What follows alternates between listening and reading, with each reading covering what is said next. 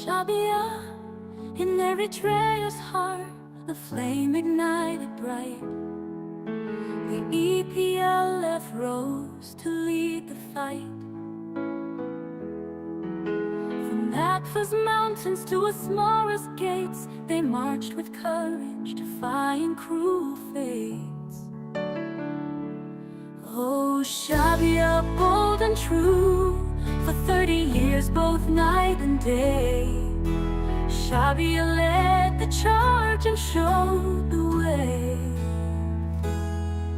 In 1973, Shabia took their stand against oppression's heavy hand. With every fallen comrade, their resolve was steeled. In the quest for freedom, they would never yield. Through Nakfa's trials and vast deserts, Shabia's banner waved high, steadily with hard-won victories and sacrifices dear. Eritrea's dream drew ever closer.